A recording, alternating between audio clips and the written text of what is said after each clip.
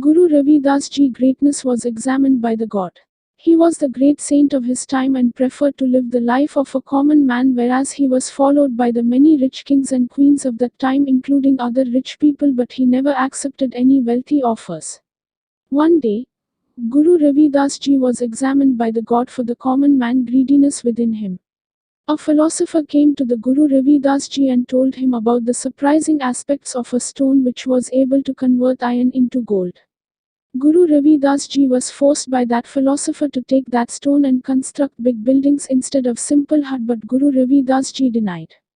Philosopher again forced him and said that keep it. I would collect it back when I would be returned. Guruji accepted his request and told that keep the stone at any particular place in the hut.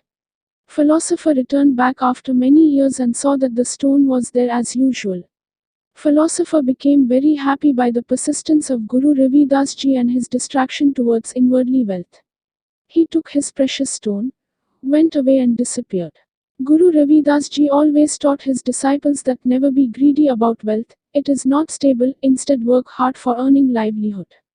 Once, Guru Ravidas Ji was called to the court by the Kashi Naresh upon complaint of other Brahman people against the act of worship of God by the Guruji and other untouchables.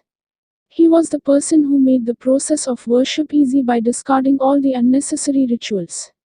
He presented to the court in front of king where both of them, Guruji and other Pandit priests, were requested to bring their own Thakur statue on the Rajghat bank of river Ganga on the decided day.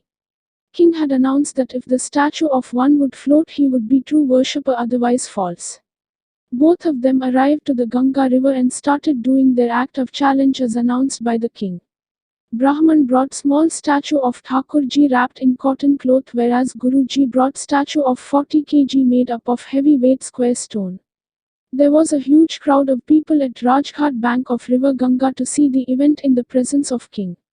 First turn was given to the Brahman priests to release their Thakur statue in the river. They did the process with all the ritual and mantras chanting, and then statue sank down very deep into the water. Second turn was given to the Guru Ravidas Ji.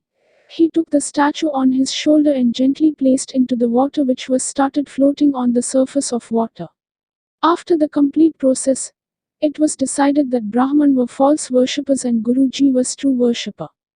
People started touching his feet for availing untouchables the right to worship God.